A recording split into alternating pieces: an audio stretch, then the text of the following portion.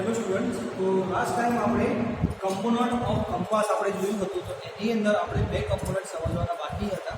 તો આજે જોઈ લઈશું, પછી આપણે નવો ટોપિક સ્ટાર્ટ કરીશું, temporary adjustment of prismatic compass. Okay, તો આની અંદર વાત કરીએ તો લાસ્ટ આપણો એક કમ્પોનન્ટ હતો જેનું નામ છે ગ્લાસ કવર. બરાબર, તો જે ઉપરની સરફેસ ઉપર આપણને ગ્લાસ જોવા મળે છે એ ગ્લાસને આપણે કવર તરીકે આપણે આ એક કેપનો ઉપયોગ થતો હોય છે. બરાબર, તો એને આપણે ગ્લાસ કવર તરીકે ઓળખીશું, જે પિત્તળ મટીરિયલમાંથી બનાવવામાં આવતું હોય છે. ઓકે, પછી આપણો એક આવશે લિફ્ટિંગ કવર. તો લિફ્ટિંગ કવર નોર્મલી જે આપણી જે ગ્રેજ્યુએટ રિંગ છે મૂવમેન્ટ થાય છે, તો એના કારણે શું થશે કે અંદર જે પીવોટ આપેલું છે એને ઘસારું ના પડે, તો એને લિફ્ટ કરવા માટે અહીંયા અંદર એક પિન આપેલી છે. બરાબર, એ આપણને આમાં નહીં દેખાય કેમ કે અંદર છે. તો એના વડેથી શું થશે કે આપણી જે ઘસારો પડતો હશે પીવોટને, એ ઘસારો ઓછો કરવા માટે આપણે લિફ્ટિંગ પિનનો ઉપયોગ કરતા હોઈએ છીએ. બરાબર, હવે આપણે જોઈશું temporary adjustment of prismatic compass. તો એની અંદર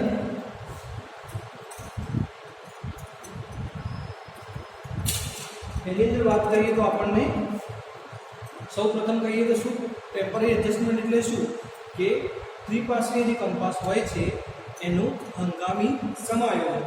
બરાબર, તો એની અંદર જોઈએ તો આપણે લાસ્ટ ટોપિક બાકી હતા એ આપણે જોઈ લીધા, ગ્લાસ કવર અને લિફ્ટિંગ લેવલ. હવે પ્રિઝમેટિક જે કંપાસ હોય છે આપણો, અથવા તો જે પણ કંપાસ આપણે વાત કરીએ છીએ, તો કંપાસની અંદર શું હોય છે કે કંપાસમાં એરર ના આવે એ માટે, અથવા તો જે એરર આવવાની છે એને ઓછી કરવા માટે આપણે એનું એડજસ્ટમેન્ટ કરવું પડે છે. જો એડજસ્ટમેન્ટ ના કરવામાં આવે તો તમે જે મેઝરમેન્ટ અથવા રીડિંગ આપણે લીધું હશે એમાં આપણે એરર જોવા મળશે.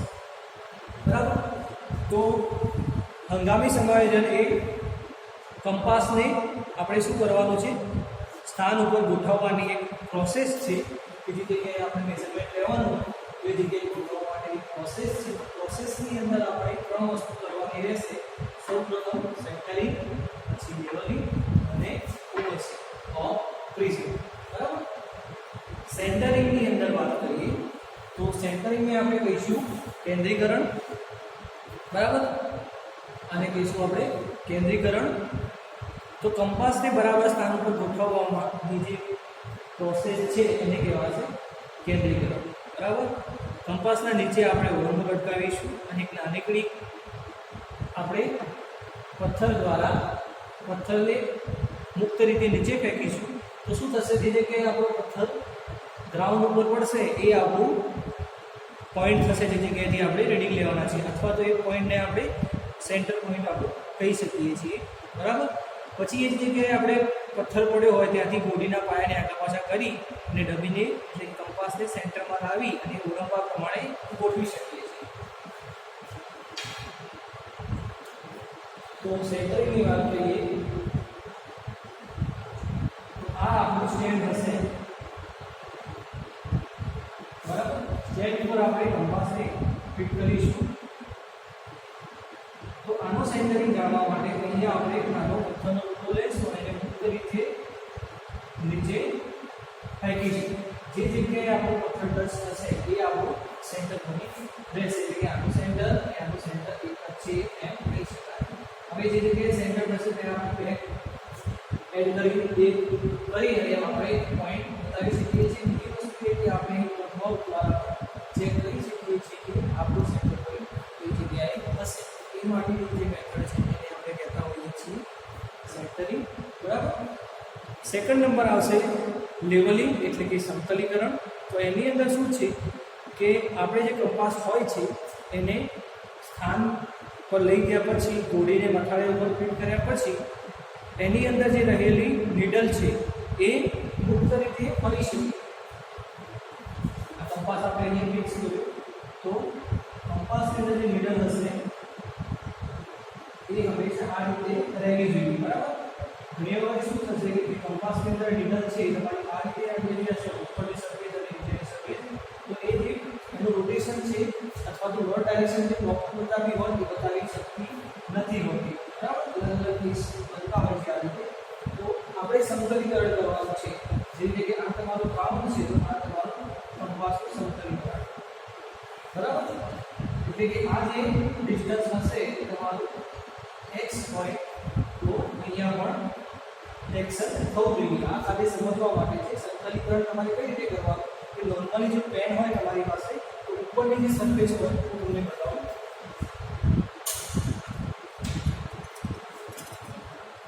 પ્રિઝમેટિક કંપાસની ઉપરની જે સરફેસ હોય એના ઉપર તમારે આ રીતે મૂકવાની રહેશે અને જો તમારી જે પેન હોય એ કોઈ પણ ડાયરેક્શનમાં મૂવમેન્ટ થઈ જાય તો સમજી લેવું કે એ બાજુ આપણે શું છે એ બાજુથી એને કંપાસને અપ કરવાનો છે. જ્યારે આપણી જે પેન હોય એ વચ્ચે રહેશે તો આપણે એમ કહી શકીએ કે આપણો કંપાસ સમતલમાં છે, બરાબર?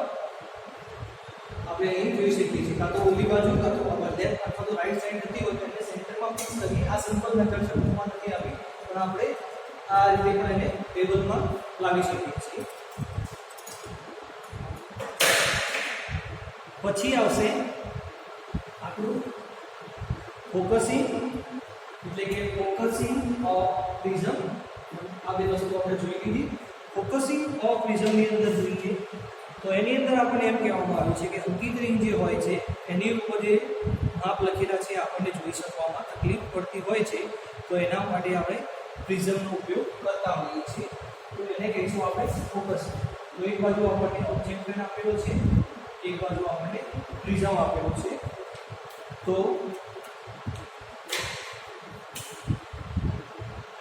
પ્રિઝમ અને ઓબ્જેક્ટ પેન આપણે કંપાસ દ્વારા સમજીશું. પ્રિઝમ અને ઓબ્જેક્ટ પેન. તો હવે અહીંયા જે રીડિંગ લખેલા હોય આપણને આમ ઉપરથી જોવાથી નહીં જોઈ શકાય અથવા તો વાંચવામાં તકલીફ પડશે, પરંતુ આપણે આ જે પ્રિઝમ તમને જોઈ શકો છો અહીં, પ્રિઝમનો ઉપયોગ કરીશું આ રીતે રીડિંગ વાંચવા. તો તમને જે રીડિંગ જોવા મળશે એ તમે ક્લિયર કટ રીડિંગ વાંચી શકશો, કે જે પણ તમારી બેરિંગ અહીંયા લખેલી હોય એ તમે સારી રીતે વાંચી શકશો. તો જે આ વાંચી શકવાની પ્રોસેસ છે પ્રિઝમના ઉપયોગથી, તો એને આપણે કહીશું ફોકસ, બરાબર? હવે આ ત્રણ વસ્તુ આપણે રિવિઝન કરી દઈશું કે નંબર 1 શું છે? Temporary adjustment of prism compass, prismatic compass. એને પ્રિઝમ કંપાસમાં કહેવામાં આવે છે, પણ આપણે ખાલી પ્રિઝમેટિક કંપાસ જ યાદ રાખીશું.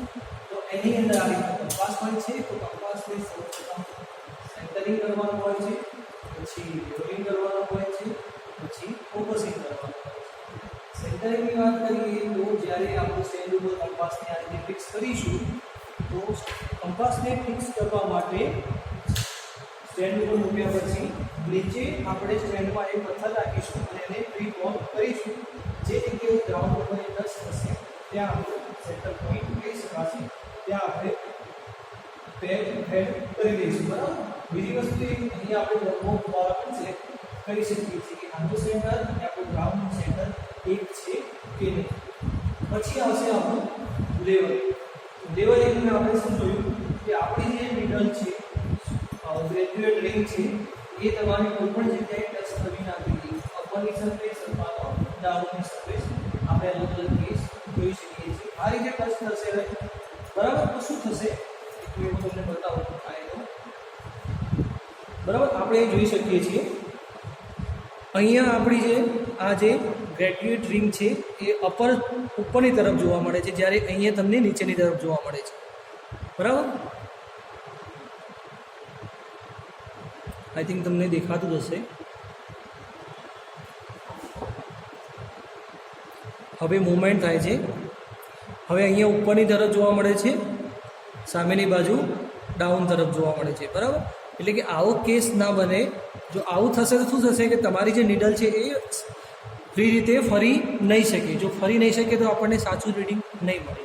તો સાચું રીડિંગ મેળવવા માટે આપણે જે કંપાસ છે એને પ્લેનમાં સમતલ રાખીશું, જેથી કરીને જે આપણે રીડિંગ ગ્રેજ્યુએટ રિંગ છે એ બંને બાજુથી સરખા ડિસ્ટન્સે સરખી ડિસ્ટન્સે રાખવા માટે આપણે એવી કોઈ મેથડ નથી, પણ શું કરવાનું, અહીંયા પેન મૂકવાની અને જે ડાયરેક્શનમાં મૂવ થાય ત્યાંથી આપણે એને અપ કરીશું, એ રીતે આપણે સેન્ટરમાં લાવીશું. બરાબર. પછી આવશે ફોકસિંગ ઓફ પ્રિઝમ. પ્રિઝમની તમને વાત કરી, પ્રિઝમનો ઉપયોગ રીડિંગ વાંચવા માટે થતો હોય છે અને રીડિંગ સારી રીતે વાંચી શકાય એ માટે પ્રિઝમ છે. અદરવાઇઝ તમે ઉપરથી જોશો તો તમને રીડિંગ જોવા નહીં મળે. તો પ્રિઝમનો ઉપયોગ અહીં આપણને આ રીતે ફિક્સ કરેલો છે. બરાબર. તો એ આપણને સારી રીતે રીડિંગ વંચાય એ માટે આપેલો હોય છે, એને કહીશું આપણે ફોકસિંગ. હવે આપણે જોઈશું permanent adjustment of prismatic compass. આ આપણે જોયા હતા ટેમ્પરરી એડજસ્ટમેન્ટ. હવે પરમેનન્ટ એડજસ્ટમેન્ટ જોઈશું.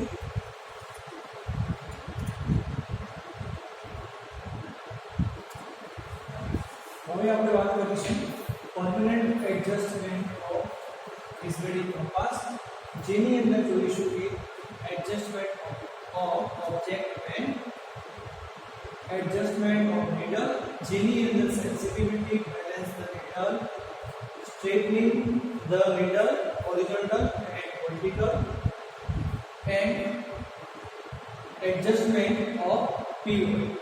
તો નંબર 1 જોઈશું આપણે adjustment of the object van.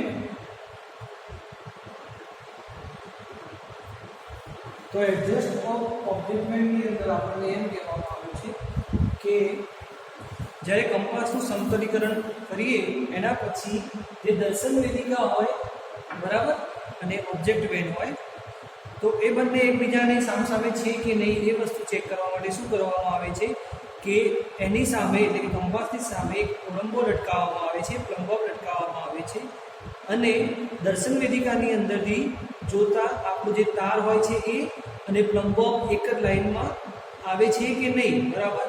જો એક લાઈનમાં આવતા હોય તો આપણે જે મેજરમેન્ટ અથવા તો જે માપ લેવાનું છે એ ઓકે આવશે, અથવા તો એક લાઈનમાં ના આવતા હોય તો કાનસ વડે અથવા તો પેકિંગ વડે આપણે જે ઓબ્જેક્ટ પેન છે, જે પૂરો છે, એને વચ્ચે લાવવાનું રહેશે.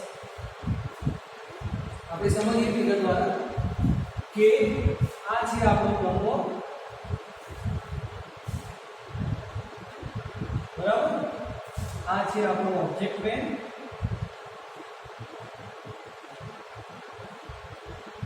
આ છે પ્રિઝમ.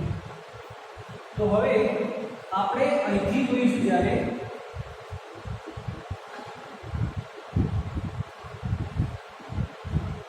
એ વખતે આ જે ઓબ્જેક્ટ પેન છે એ અને પ્લમ્બો બંને એક લાઈનમાં આવવા જોઈએ. અને એ આ રીતે આપણને દેખવા મળે છે, જે રીતે ઓબ્જેક્ટ પેનની અંદર એક તાર હોય છે, બરાબર, અને આ છે આપણો પ્લમ્બો.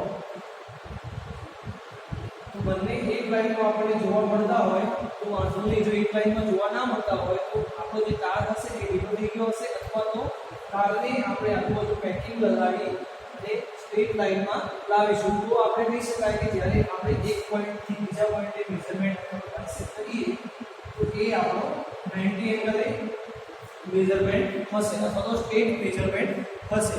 બરાબર. એ માટે આપણે કરતા હોઈએ છીએ એડજસ્ટમેન્ટ ઓફ ઓબ્જેક્ટ વેન, એટલે કે દર્શન વેદિકાનું સમાયોજન. બરાબર. સમાયોજન આપણે આ રીતે કરતા હોઈએ છીએ. પછી સેકન્ડ આવશે એડજસ્ટમેન્ટ ઓફ નીડલ. બરાબર. જે સોય હોય છે એનું સમાયોજન કરવાનું છે. તો એની અંદર આપણને આપેલું છે નંબર 1 સેન્સિટિવિટી. તો સેન્સિટિવિટીની વાત કરીએ તો સેન્સિટિવિટીની અંદર બે વસ્તુ મેન હોય છે. કાં તો પછી આપણો જે ચુંબક હોય છે એ ચુંબક તત્વ ઓછું થઈ ગયું હોય, અથવા તો જે એની પીવોટ હોય એ ઘસાઈ ગયો હોય. બરાબર.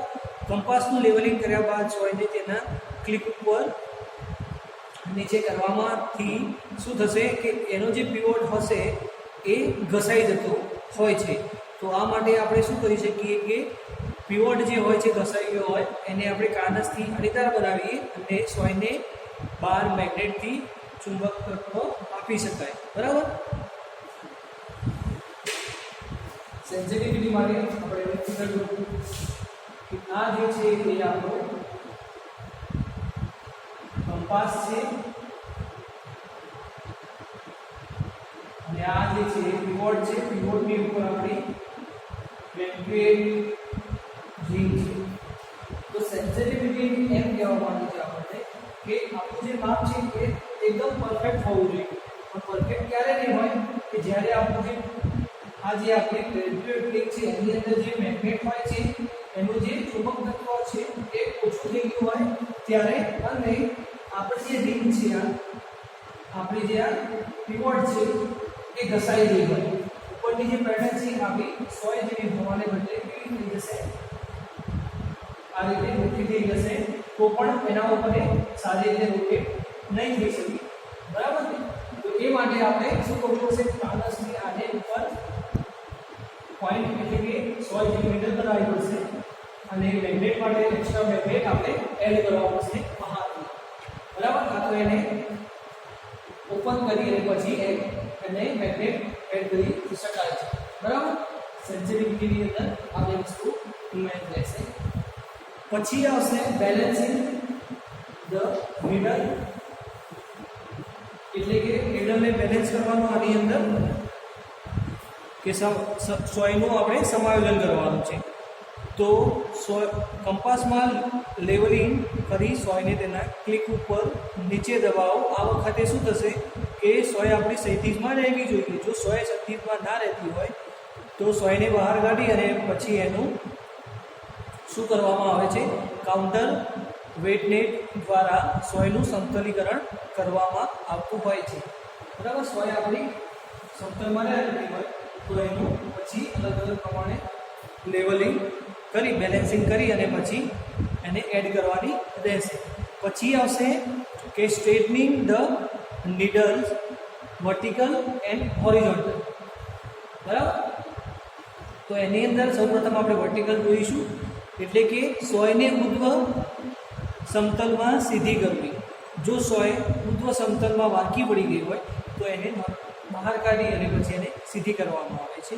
અને હોરિઝોન્ટલની વાત કરીએ એટલે કે સોયને ક્ષિતિજ સમતલમાં સીધી કરવી. તો સોયને સીધી છે કે નહીં તે આપણે ખીલી કેન્દ્રમાં છે કે નહીં તે બધું ચકાસવું હોય તો આ માટે સોયને બંને છેડા ઉપર વાંચનાંક લઈ શકાય છે. બરાબર? અથવા તો આપણે એ પણ જોઈ શકીએ છીએ કે 180 એટલે કે 0 to 180 મેઝરમેન્ટ આવે છે કે નહીં. એટલે સોયની માપની વાત કરીએ એમાં શું છે કે અહીંયા 0 હશે તો અહીંયા 180 આવશે. બરાબર ને? અહીંયા 0 રેટિંગ હોય તો અહીંયા 180 આવે. તો 180 ના આવતું હોય અથવા તો 190 આવતું હોય તો સોય આપણે થોડી ઘણી બેન્ડ થઈ ગઈ છે. બેન્ડ થઈ હોય તો એને સ્ટ્રેટ કરવામાં આવે છે. અહીંયા 0 to 180 એટલે એક બાજુ 0 હોય તો બીજી બાજુ 180 હશે. અહીંયા 90 હશે તો અહીંયા 270 હશે. આ પ્રમાણે આપણે એને ચેક કરી શકીએ છીએ. બરાબર?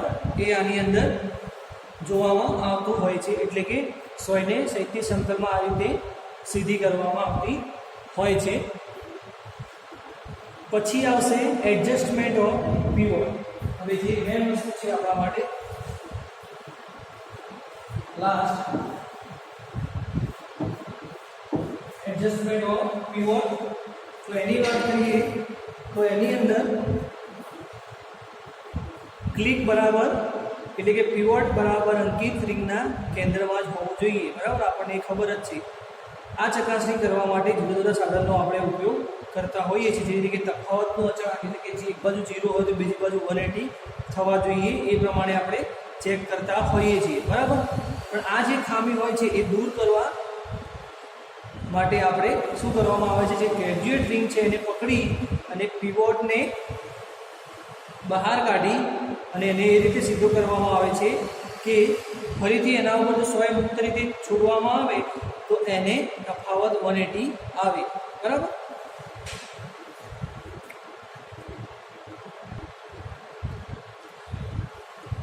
અથવા તો બીજી એ રીતે પણ કરી શકાય કે સોયને આપણે અલગ અલગ જગ્યાએ મેઝરમેન્ટ લઈએ 0 to 180, 0 to 180.